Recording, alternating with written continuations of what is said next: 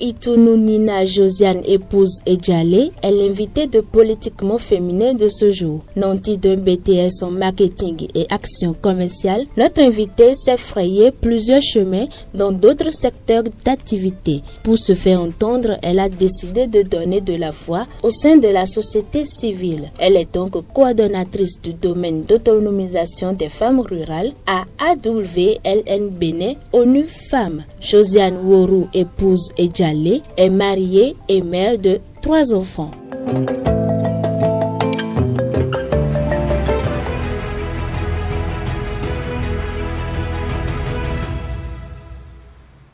Mesdames et messieurs, bonsoir. Samedi 29 juin 2024, c'est votre émission Politiquement Féminin. Politiquement Féminin de ce samedi, comme à la bande-annonce, on reçoit pour vous Worou Itounou Josiane, épouse Edjalé. Bonsoir. Bonsoir Tatiana. Comment vous allez? Ça va bien chez vous? Oui, ça va. Alors, vous venez de suivre une rapide présentation qu'on a fait de vous parce que votre CV, il est tellement long comme le bras. Donc, on a juste fait un condensé. Dites-nous, qu'est-ce que vous avez pensé de cette présentation? Donc, tout y est, tout est dit. Voilà, tout est dit. Cet après-midi, autonomisation des femmes au Bénin. Quel avantage pour la société? À l'entame, je vais vous poser la question de savoir, qu'est-ce que l'autonomisation? L'autonomisation, c'est un processus qui permet à une personne de prendre conscience d'une situation dans laquelle elle se retrouve et de prendre la décision de pouvoir changer cette situation-là pour son propre compte. Il y a un facteur de prise de décision personnelle. On veut sortir d'un tremplin. On décide de ne plus continuer dans une certaine situation et on veut changer pour un développement, son propre développement. Donc, voilà. Oui, je rappelle également que vous êtes coach de vie. Est-ce que c'est facile comme ça pour une personne de décider tout de go elle-même de changer sa vie? C'est pas facile. Avant que la personne même ne décide de changer, c'est qu'elle en a eu marre. Elle a eu marre de certaines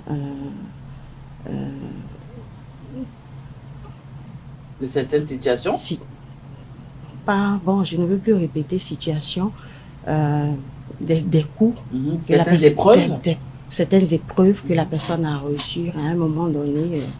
C'était l'apothéose et la personne décide de ne plus recevoir ses coups. Donc, si c'est une décision, parce qu'on ne peut pas forcer quelqu'un à boire de l'eau comme on le dit. Il faut que la personne décide elle-même de passer réellement à une autre étape. Voilà.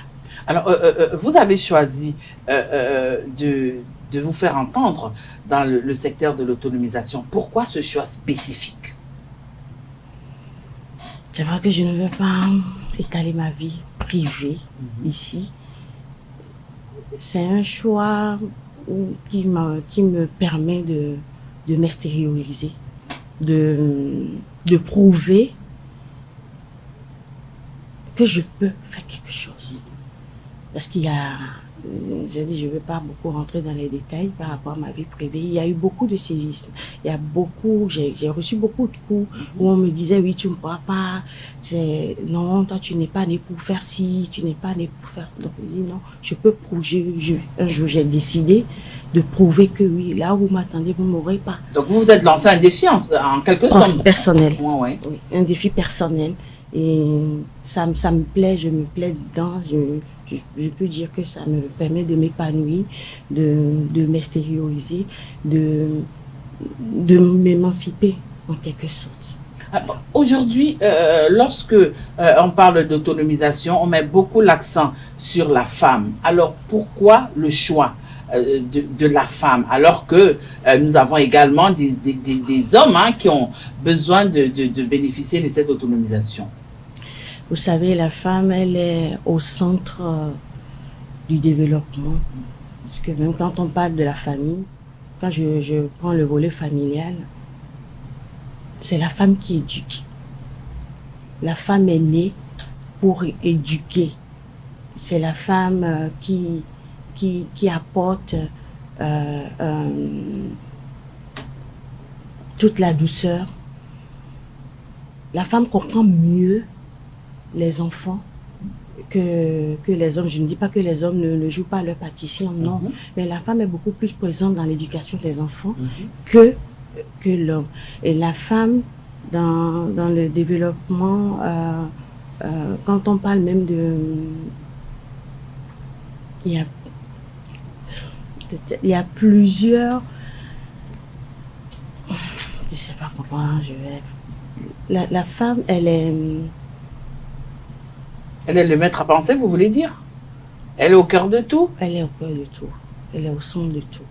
Sans la femme, c'est comme le sel, en fait, qui se retrouve dans une sauce. Sans elle, la vie n'a pas de goût, en fait. Et il n'y a pas de progrès. Il n'y a pas de progrès en tant que tel sans la femme. C'est l'être qui comprend, c'est l'être qui donne l'ordre, c'est l'être qui accompagne, c'est l'être qui est prête à tout. Elle est la personne résiliente, même quand ça ne va pas, elle se donne du courage pour dire oui, aujourd'hui, même si ça ne va pas aujourd'hui, demain, ça pourrait aller. Elle est là pour apporter tout le soutien. Donc, en quelque sorte, vous voulez dire que la femme vit dans l'espoir, continuellement, perpétuellement, la femme, elle a cet espoir en elle, pour dire que demain, même si aujourd'hui c'est noir, demain le soleil va briller. Mais oui. La femme, elle a disons, ce pouvoir-là de patience, c'est vrai.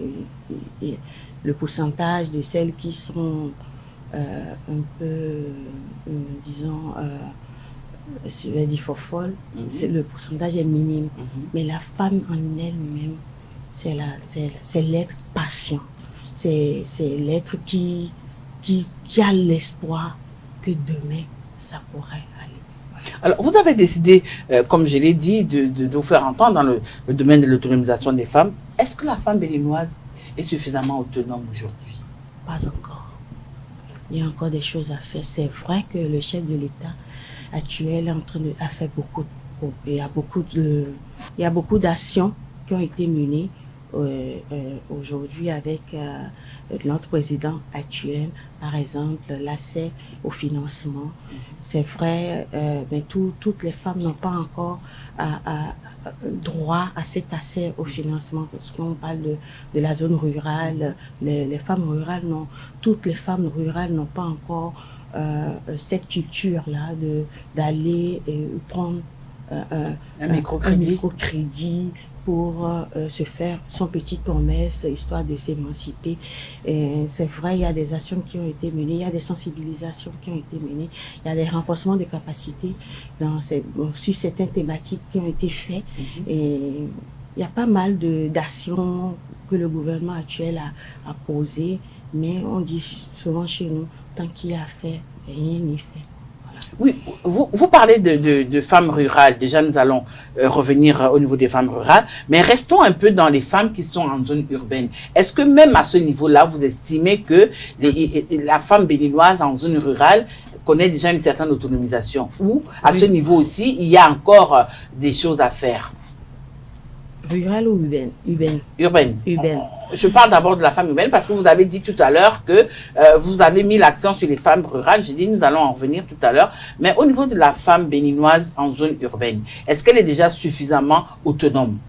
La femme béninoise en zone urbaine, non, pas encore. Pas totalement. Pas totalement. C'est vrai qu'il y a un pas qui est fait. Et elle n'est pas encore sortie, on n'est pas encore au bout du tunnel.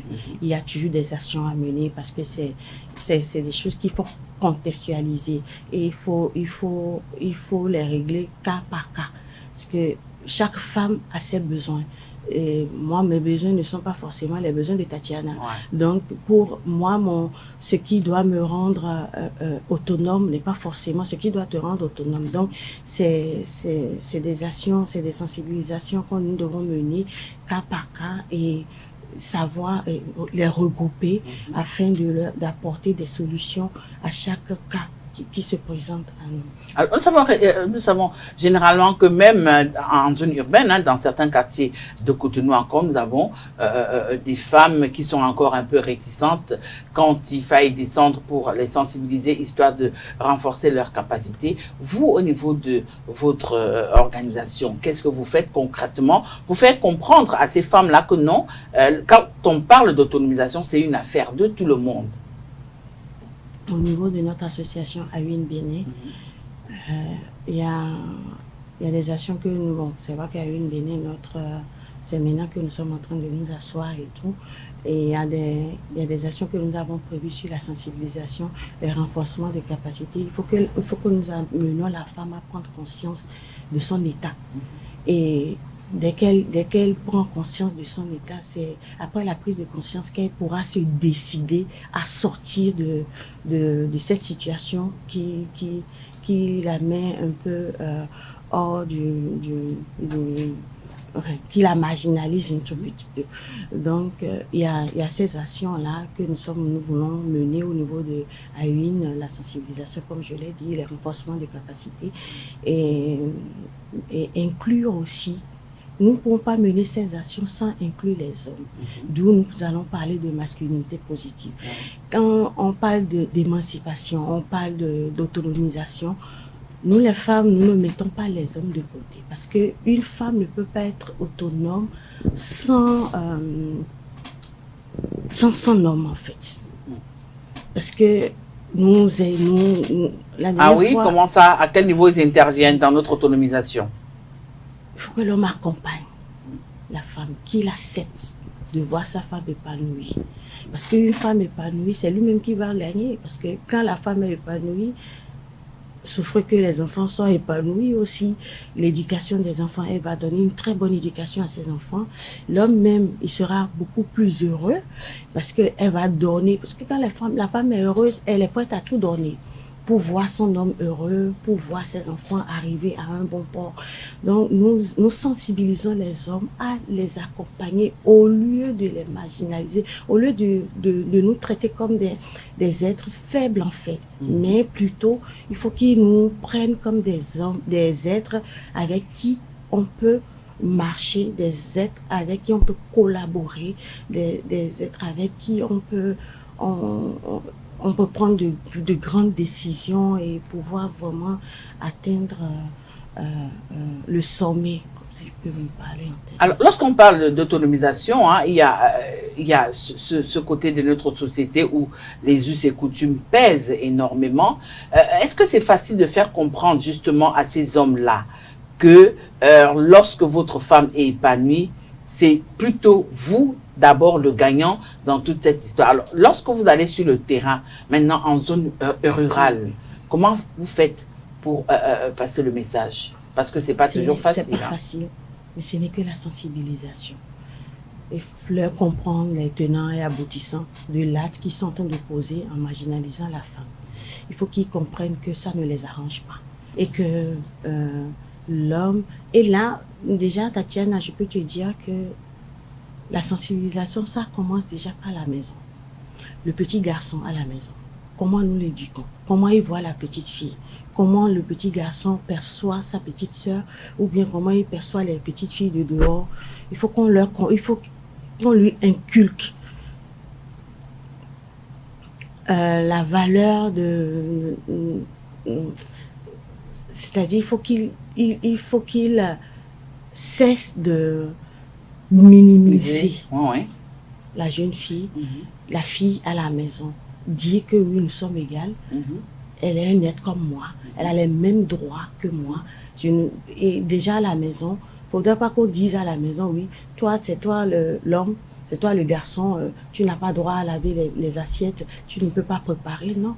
Mais ça se fait c'est ça le hic dans nos sociétés. Oui, c'est ça qu'il faut qu'on corrige. Et c'est pour ça que je dis, c'est depuis l'éducation à la maison, à la base. Il faut qu'on arrive à inculquer ça aux garçons pour dire oui, c'est vrai, c'est ta soeur, mais vous avez les mêmes droits. Tu laves les assiettes au même titre qu'elle, tu dois préparer au même titre qu'elle. C'est pas parce que c'est une fille qu'il faut lui laisser toutes les corvées, non. Donc, toute cette sensibilisation, c'est depuis la base, depuis la maison qu'il faut qu'on arrive.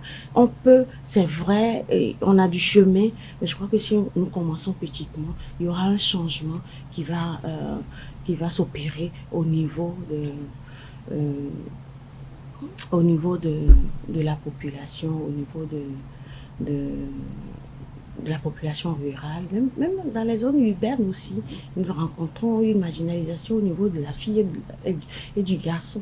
D'où, moi, je dis, les hommes doivent nous aider. On peut pas mener cette lutte sans les hommes. Donc, ces hommes qui comprennent qu'il faut accompagner leurs femmes dans cette tâche-là, on peut les appeler des champignons, parce que oui, c'est une infime partie de ces hommes-là qui comprennent qu'il faut accompagner la femme au lieu de la mettre en arrière ou bien au lieu de la minimiser, en fait. Alors, nous allons évoluer dans notre entretien de cet après-midi. Depuis quelques années, on parle de la femme. Et lorsqu'on parle de la femme, on met un accent particulier sur l'autonomisation. Alors aujourd'hui, dites-nous un peu, Josiane Ouourou, épouse Edjaleh, nous sommes à quel niveau dans notre pays?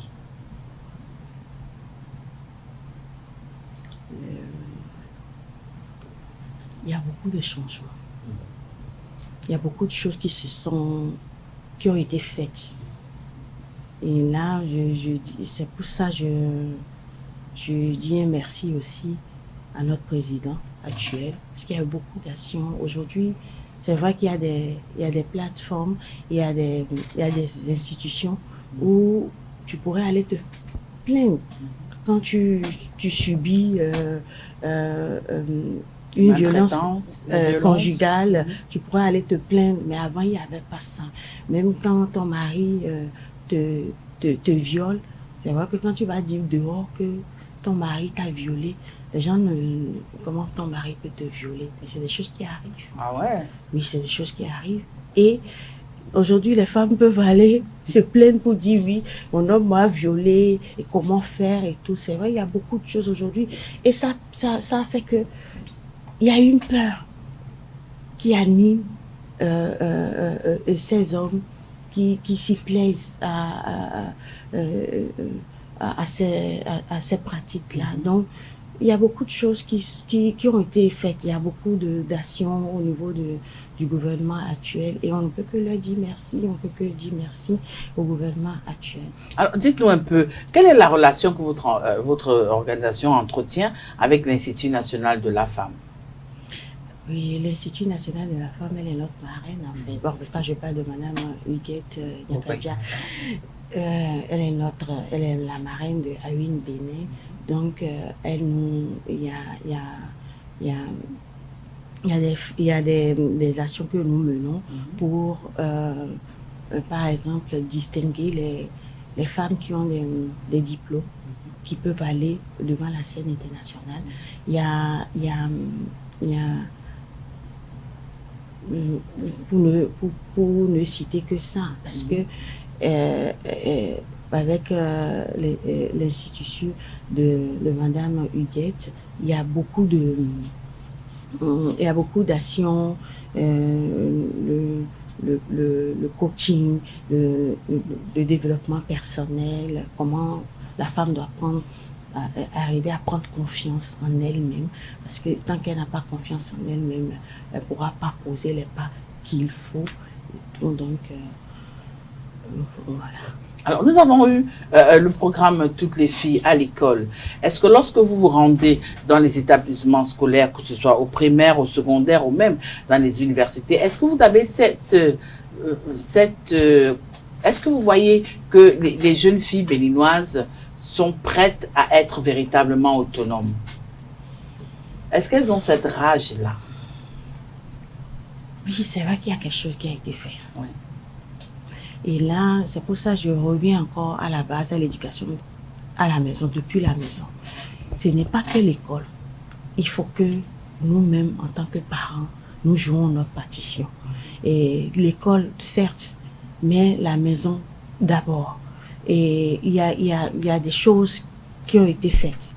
Il y a un changement que nous constatons au niveau des écoles, au niveau, oui, les filles aujourd'hui elles veulent se démarquer. Il y a des choses qui ont été faites et ce serait encore mieux si les parents, depuis la maison, contribuent à l'éducation de ces filles, leur donner,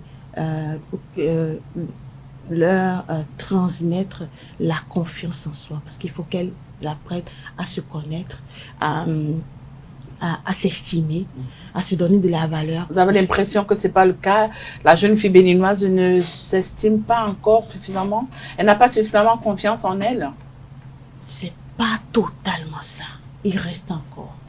Je ne peux pas dire, je ne peux pas applaudir. Il y a des actions qui ont été faites, mais on n'est pas encore sorti du bout du tunnel. Il y a des jeunes filles qui n'ont pas encore cette estime de soi. Elles se donnent pas encore de la valeur comme cela se doit.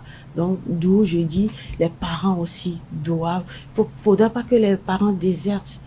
Ils doivent jouer leur partition. C'est l'impression que vous avez ou c'est ce qui se passe réellement? Les deux. Les deux. Oui, les deux.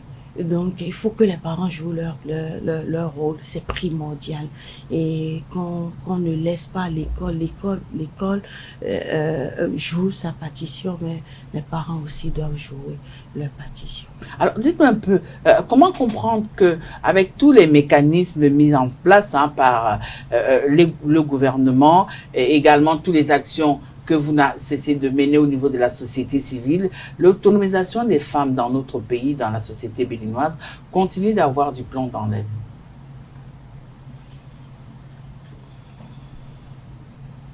Reprends la Alors, question. avec malgré tous les mécanismes qui sont mis en place par les gouvernants et les actions menées également par les organisations de la société civile, comment comprendre que l'autonomisation des femmes continue d'avoir du plomb dans l'aile dans notre pays? Oui, c'est ce que je disais à l'entame. Tout changement, parce que quand il y a un changement, quand il y a un retournement de situation, il y a des gens qui adhèrent tout de suite, il y en a qui sont derrière, qui prennent du temps pour voir, bon, toi, vas-y, je vais voir ce que ça va donner. Il y en a peut-être qui n'ont même pas l'information, qui savent même pas qu'il y a telle action qui se pose actuellement. Donc, voilà, c'est pour ça il y a encore des choses à faire que nous remarquons que tout le monde n'adhère pas encore à ce changement, à ce retournement de situation. Oui, mais vous avez dit tout à l'heure que le gouvernement joue sa partition.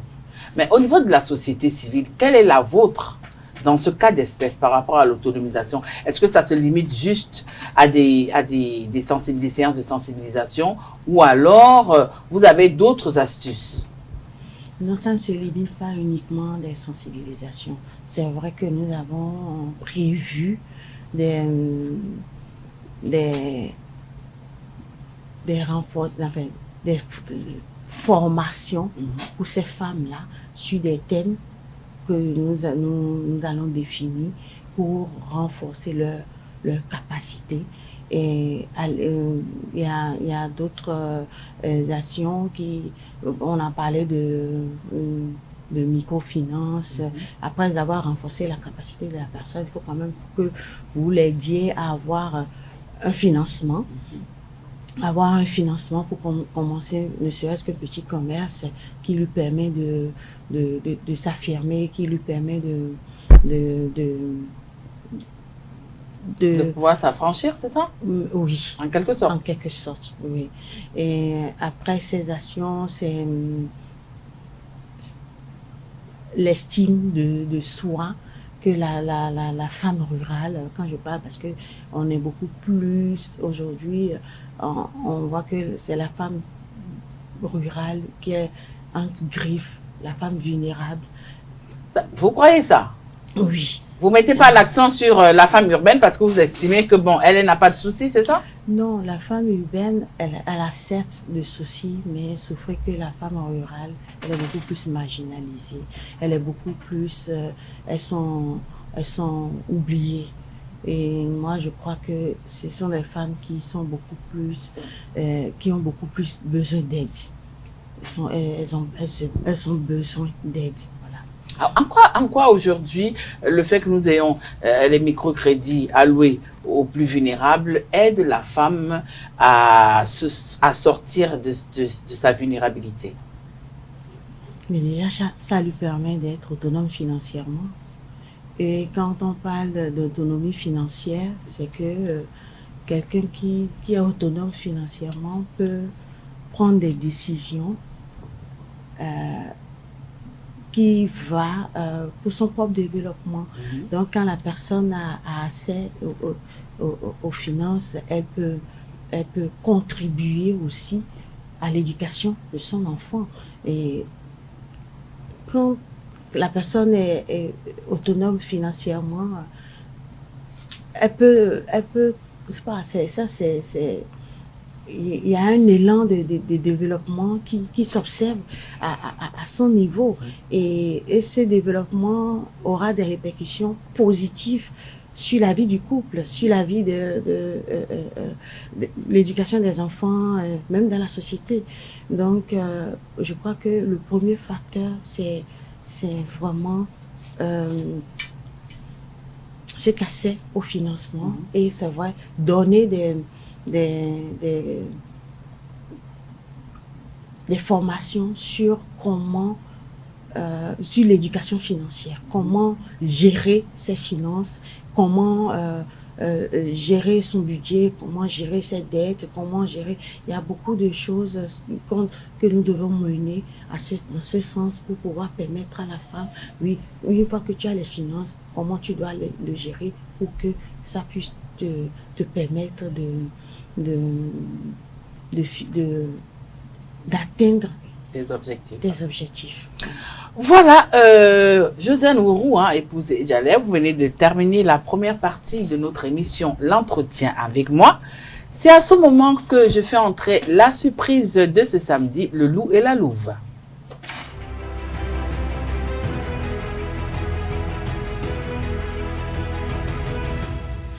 Le duel de cet après-midi va opposer notre invité au loup et à la louve. Bonsoir Carles. Bonsoir Tati et bonsoir Madame Ouroux. Bonsoir Tal. Bonsoir Billy. Bonsoir Tatiana. Bon, l'autonomisation, peut-être qu'elle ne m'a pas dit suffisamment. Je vous laisse carte blanche. Madame Ouroux, bienvenue encore sur notre plateau. Je commence par une question de curiosité. Je vais vous demander, qu'est-ce qui vous a poussé, vous? Qu'est-ce qui a déclenché votre envie de devenir coach en développement personnel? Je l'ai dit, Tatiana, c'est compte tenu des coups que j'ai reçus dans la vie. Et je le disais, j'ai dit, je ne veux pas trop rentrer dans les détails. Mais j'ai subi beaucoup d'affronts. J'ai subi beaucoup de...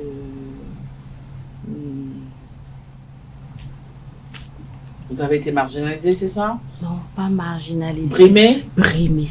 Beaucoup de brimades, voilà. Où on te disait à chaque fois, depuis mon adolescence, oui, tu ne pourras pas faire ci, toi tu ne pourras pas faire ça, ce n'est pas destiné, ça, cette chose n'est pas destinée et tout. Tu ne mérites pas telle chose, voilà. Donc à un moment donné, j'ai dit, il faut que ça s'arrête. Il faut que ça s'arrête et j'ai dit, je dois changer moi-même cette situation. Ce n'est pas une autre personne, mais c'est Josiane même qui doit redonner un autre sens à sa vie. Voilà. Et c'est en blanc, et c'est par rapport à ça que vous aidez d'autres femmes en les coachant. En les coachant. C'est un métier ça paye bien au Bénin ici? Bon, pour le moment, je ne peux pas dire que oui. Je perçois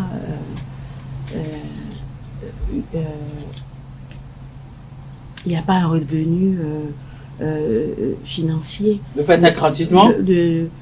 En tant que tel, c'est pas gratuit.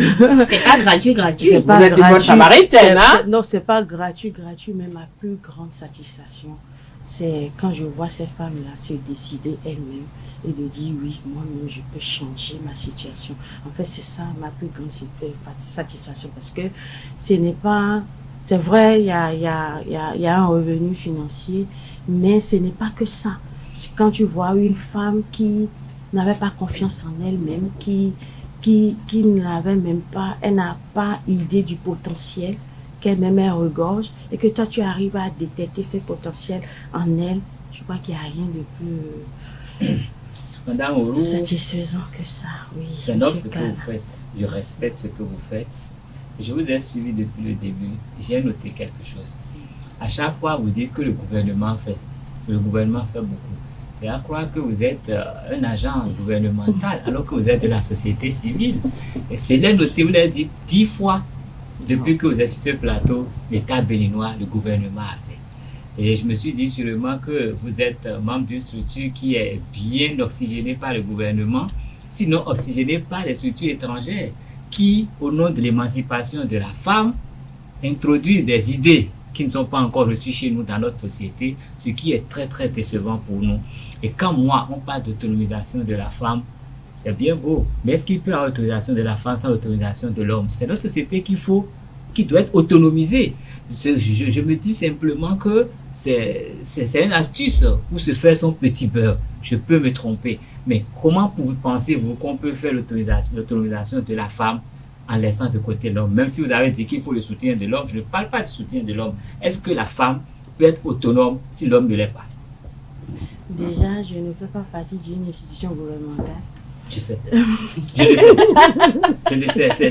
C'est plus que ça.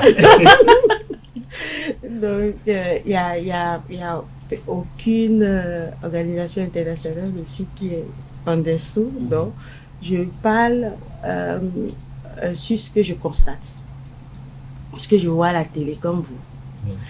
Et je vois que le gouvernement actuel a fait... Ils ont fait un pas. Ils ont fait pédé. D'accord. Mais Donc, ils ont fait beaucoup de choses pour que les femmes puissent avoir des choses gratuitement. C'est ça qui vous plaît? Bon, oui, là c'est un pas. C'est vrai qu'on dit souvent que le gratuit tue, mais il y a quelque chose qui a été fait. Les femmes n'ont pas forcément tout gratuitement. Que vous dites qu'on a? Les Par députés qu'on donne gratuitement? Des députés? Le bonus femmes? Non, c'est pas gratuit. Il y a tout un travail derrière qui a été fait. Mais oui, rien n'est gratuit. Rien n'est gratuit. Donc, je crois que là... D'accord, je ne vais pas trop vous contredire, mais moi, je fais un constat. Vous dites, on parle d'autonomisation de la femme. Je suis un Béninois, un vrai Béninois. Je connais mon village. Parce qu'il y en a des faux, Carles. Je connais mon village, je connais les femmes de mon village. Et quand on parle d'accès aux finances et tout, moi, je trouve que c'est des mots en l'air. Dans la mesure où, depuis tout petit, moi, je sais que c'est les femmes qui ont toujours tenu le cordon de la bourse. Une maison n'est pas debout sans la femme. On parle de tout ce qu'on veut. Quand vous entrez dans le couvent, la dernière personne qui décide, c'est une femme. Et on dit qu'elles sont marginalisées. Quand vous êtes dans un village, les femmes qui savent s'entendre pour aller cultiver le champ de l'autre à tout, c'est les femmes qui le font mieux que les hommes. Les tontines, c'est les femmes. Mais dans quel vrai financement parle-t-on? C'est parce que nous voulons être à l'européenne ou quoi? Je ne sais pas vraiment pourquoi on parle de ces financements-là. De toute façon, moi, ça me dérange quand on parle de la sorte parce que j'estime qu'on veut européaniser notre société. Et là, ma question vient. Dans votre association, il y a combien de femmes divorcées? Il y a combien de femmes libres? Que faites-vous pour les putes? Les prostituées? Pardon. Merci. Ouais. Monsieur Kala. Oui, Madame Ourou. Madame Ourou, Oui. c'est politiquement féminin. C'est sans langue de bois. Allons-y. Dans mon association, je ne peux pas répertorier toutes les femmes libres, divorcées. Je ne peux pas vous donner un nom par rapport à ça. Il y en a quand même. Moi, je connais mon statut. Je le réfère à mon statut. Et là, je suis là...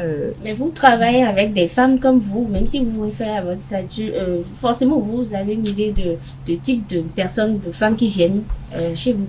Madame Biel, le statut de la femme importe peu chez nous.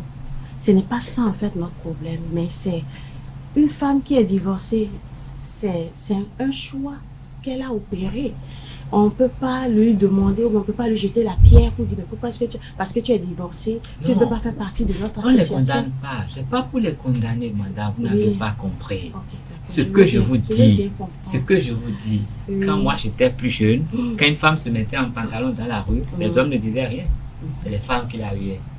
Quand une femme sort dans la rue et que ses pelles sont dehors, les hommes ne réagissent pas, c'est les autres femmes. Mais pourtant on dit que la femme est marginalisée. tout le tort c'est sur les hommes. Alors que tout est rythmé par les femmes et régulé par les femmes.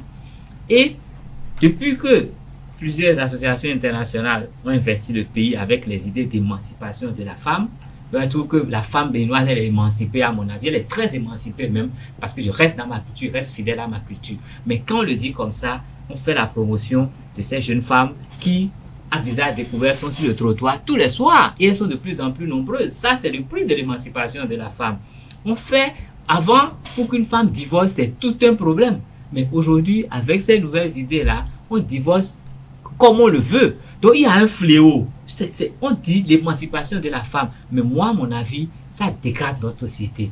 Parce que j'estime que notre femme, telle qu'elle est, elle est émancipée. C'est tout juste une question de perception. Et la personne qui marginalise vraiment la femme, c'est la femme elle-même. Parce que je connais ma société. C'est pour ça que je parle ainsi. Et je dis, si je demande combien de divorcés il y a tous, c'est parce que c'est ces femmes qui n'ont pas trop réussi dans leur mariage, qui sont plus engagées dans ce genre de mouvement. Et si tel est le cas, elles veulent apprendre quoi aux autres? Parce que plus on aura de femmes divorcées, ça va déséquilibrer notre société. Donc moi, je veux. Il y a un autre truc dangereux. On parle d'autonomisation de la femme, émancipation de la femme, mais c'est des problèmes sexistes qui viennent. Car ta question vient ou pas? Ta question arrive ou pas? Donc, ce que je vous dis... Est-ce que vous faites le programme des femmes ce samedi? Le procès des femmes ce samedi? Je suis seul au milieu de vous. Madame Oro attend votre question. Merci. Je voudrais savoir, aujourd'hui, qu'est-ce que vous faites pour ces femmes-là? Les femmes divorcées. Les femmes divorcées, les femmes qui sont sur le trottoir, est-ce qu'ils sont de plus en plus nombreuses parce que si on résout leurs problèmes, donc qu'est-ce que vous faites pour ce genre de femmes? Parce que pour moi, quand on parle d'autonomisation de la femme, c'est là-bas que je regarde. Ok. Déjà, quand je prends le cas des femmes divorcées, quand vous dites qu'aujourd'hui, ce sont les femmes même, ce que vous avez toujours observé depuis tout petit, ce sont les femmes même qui huent les femmes. Aujourd'hui, c'est pour vous dire, si vous devez constater dans notre corporation, dans notre mouvement, s'il y a des femmes qui sont divorcées, il y en a qui sont mariées, il y en a qui sont libres et tout. Je vous disais tantôt qu'on ne fait pas de distinction. De façon visible. Oui, en fait, pas de façon visible. Non. Ça, non, on fait pas de polémique autour de ça. C'est son statut. Mais ça n'empêche qu'elle soit dans un mouvement. C'est pas le statut marital ou bien la personne est célibataire. C'est pas pour cette raison qu'on peut pas lui donner la parole pour qu'elle puisse s'exprimer ou bien c'est pas à cause de son statut si elle a des compétences en elle, si elle a des compétences qui peuvent nous aider à évoluer, on va pas s'en tenir à son statut et ne pas lui donner la chance de pouvoir et s'exprimer, la chance de pouvoir contribuer un tant soit peu à un comment dirais-je un changement dans un domaine donné. Donc pour les femmes, quand je reviens sur les femmes qui sont de plus en plus sur les trottoirs, c'est Monsieur Cal qui voit. Moi je suis une femme, je ne constate pas, mais oui, c'est ça, voilà. Bon, c'est pour vous dire que ça, c'est un fléau et c'est un phénomène qui part depuis la maison.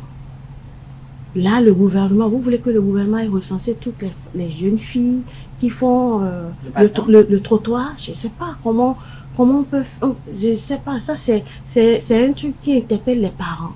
C'est comme si les parents ont déserté. Il y a un problème depuis la maison qu'il faut régler. Et c'est pour ça que je disais que ce n'est pas uniquement ce n'est pas le gouvernement seul, mais c'est nous-mêmes les Béninois. Monsieur Cal, c'est justement ma question. Vous, Monsieur Cal, quand vous voyez, qu'est-ce que vous faites pour ça? Parce que si la fondation est mauvaise depuis la maison, vous voulez l'émancipation de la femme, ce n'est pas les microcrédits qui vont changer ça. Je suis d'accord. Donc, c'est juste là-bas. Qu'est-ce que vous faites depuis la base, juste pour réduire quand même la fracture? C'est ça ce que je veux dire. C'est pour ça que je disais qu'il y a des sensibilisations au niveau des familles qui doivent se faire. Il y a des sensibilisations. Qui doivent se faire ou qui se font, je veux comprendre. Il y en a qui doivent se faire davantage. Qui doivent se faire davantage. Oui, parce qu'il y a des choses qui se font. Donc, j'estime que vous avez un programme bien établi pour aller plus loin. Oui, il y a des choses qui se font déjà. Et il faut que nous revenions à la source et dire à la jeune fille, elle n'est pas obligée de se pavaner avant de subvenir à ses besoins.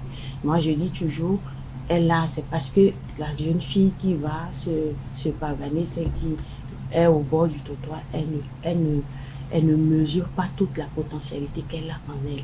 Elle se dit, elle est limitée, elle se dit, c'est mon corps, je n'ai que ça, d'où l'éducation sexuelle que nous devons faire pour ces jeunes filles-là. C'est à elle de décider de quand est-ce qu'elle doit passer au sexe, quand est-ce qu'elle doit, combien d'enfants elle aura, avec quel partenaire. C'est une décision que la femme même doit prendre.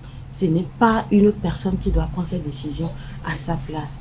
Nous, toutes ces sensibilisations que nous avons prévues dans notre mouvement. Oui, madame, parlons toujours d'autonomisation. Vous disiez tout à l'heure avec Tatiana que pour qu'une femme soit autonome, il faut qu'elle soit accompagnée par son mari.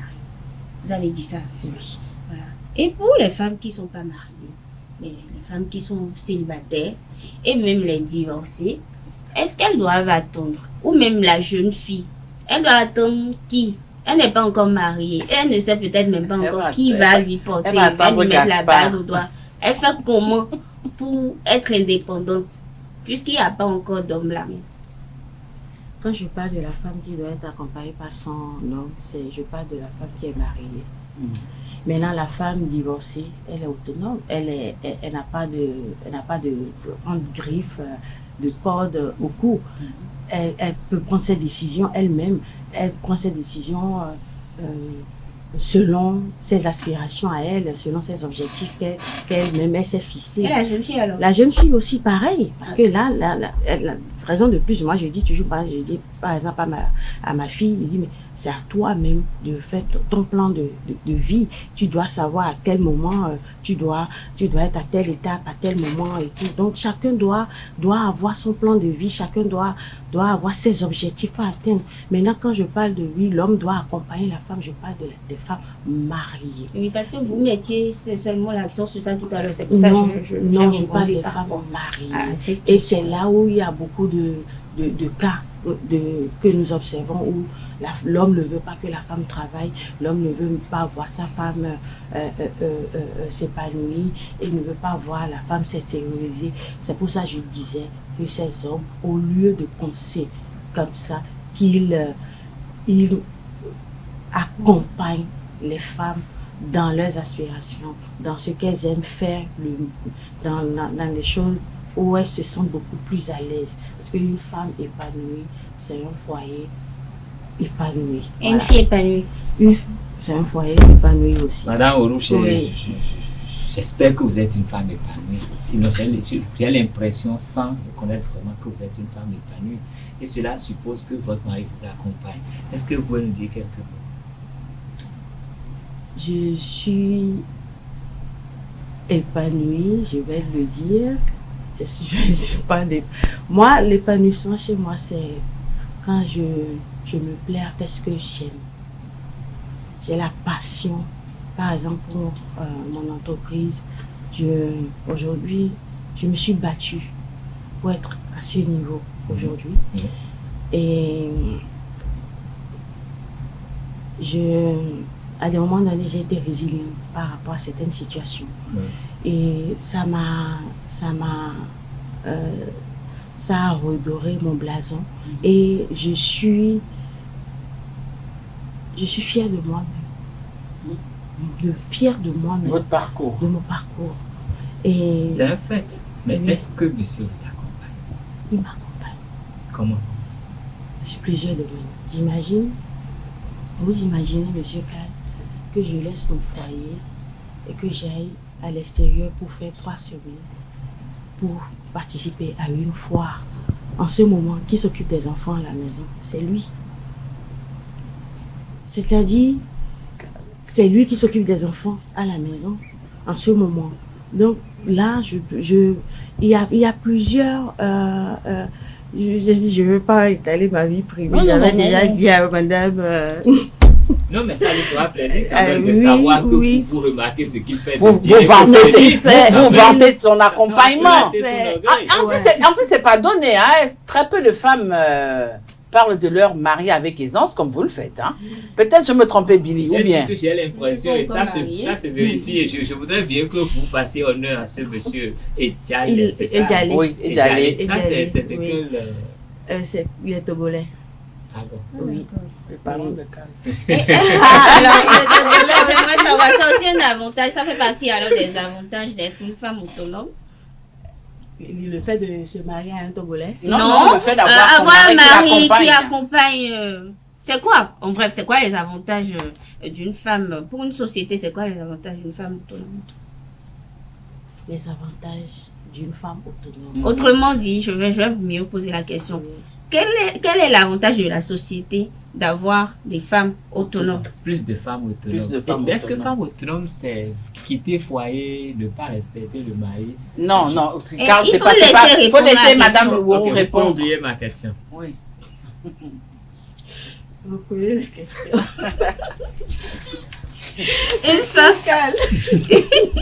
Une femme autonome, Oui. c'est quoi les avantages pour une société? Il y a beaucoup d'avantages. Et c'est ça que je disais à Madame, à Tatiana au départ. Quand la femme est autonome, c'est que sur le plan, par exemple, sur le plan de la santé, elle apporte un plus au niveau de la santé et elle arrive à, comment dirais-je, Donner le meilleur d'elle-même, c'est ça? est-ce que c'est donner le meilleur d'elle-même?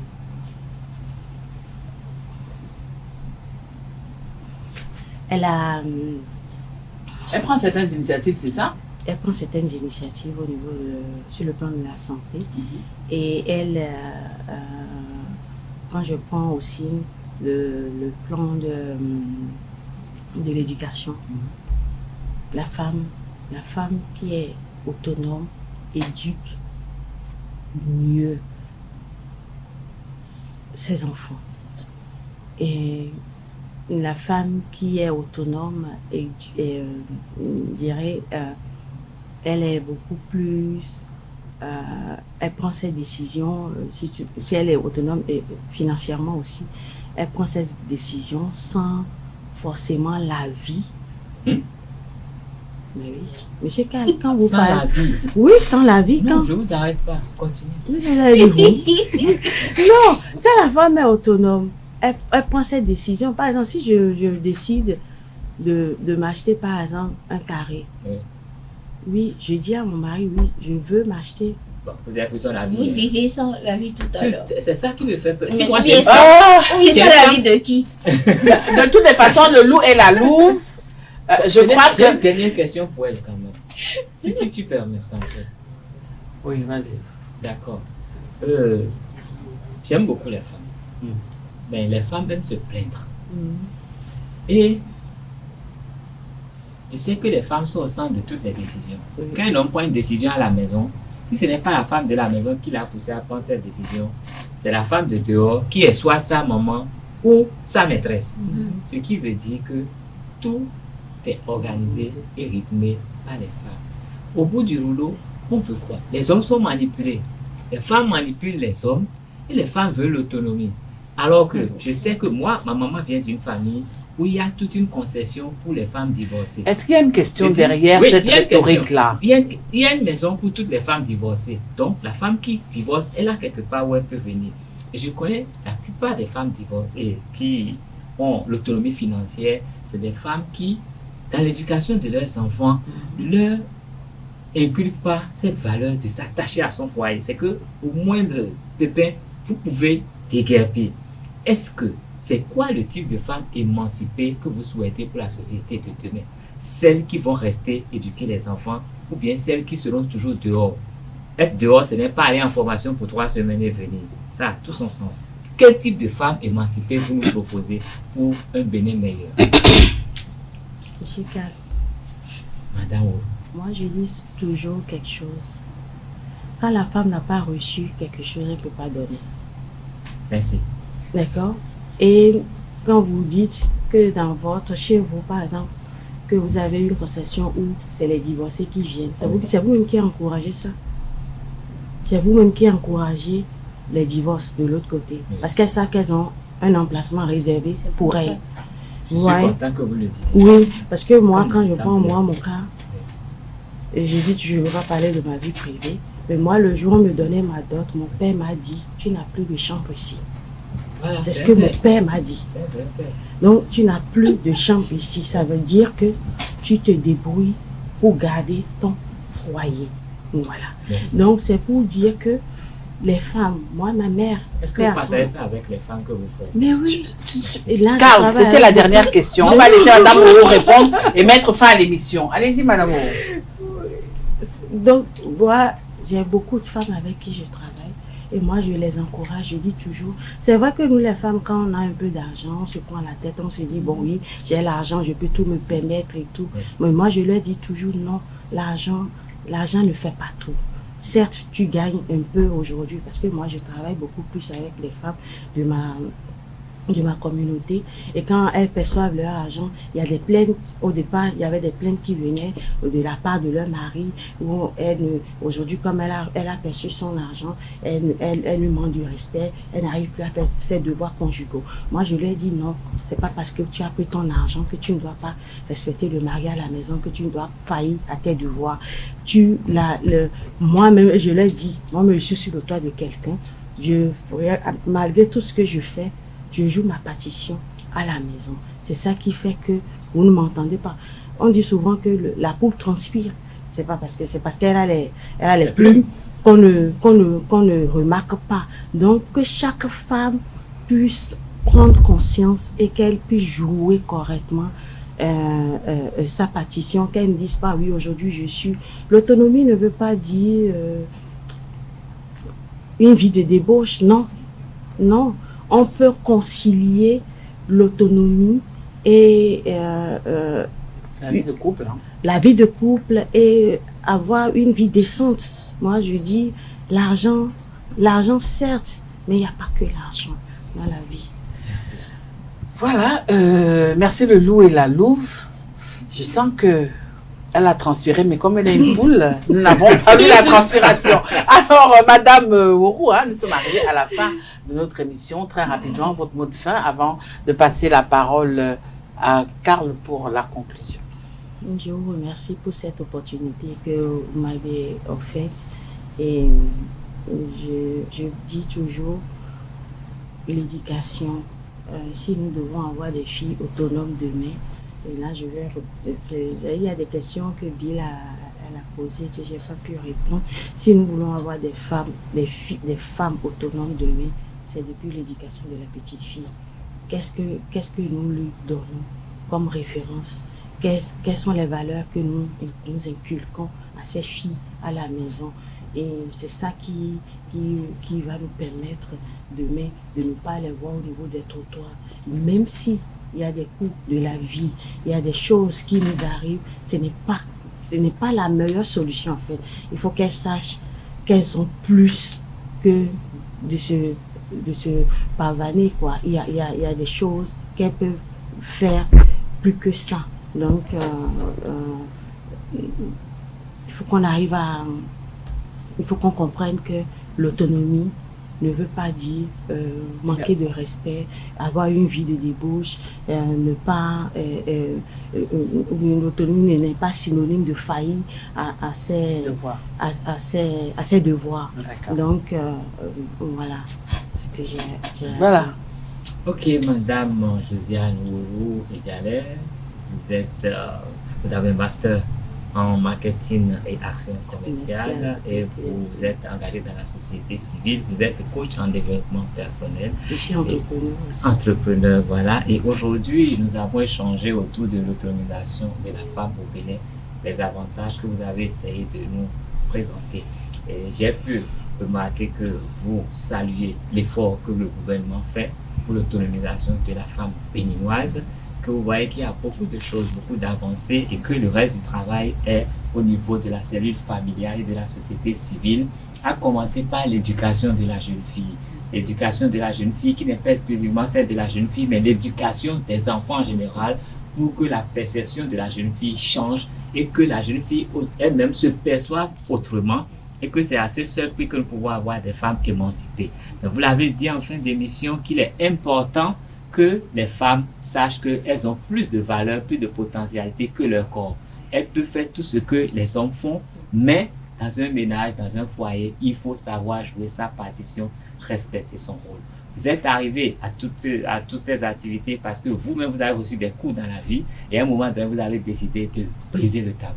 Vous avez décidé de mettre fin à certaines choses et vous avez pris de la hauteur. Ça vous a permis de vous autonomiser. Avec l'aide de votre mari, vous avez réussi beaucoup de choses et votre souhait et votre engagement, c'est pour aider les jeunes filles et beaucoup d'autres femmes à avoir l'autonomie, mais l'autonomie maîtrisée, l'autonomie constructive, l'autonomie qui n'est pas sur les trottoirs, mais l'autonomie qui éduque les enfants dans un foyer pour le bonheur de cette nation.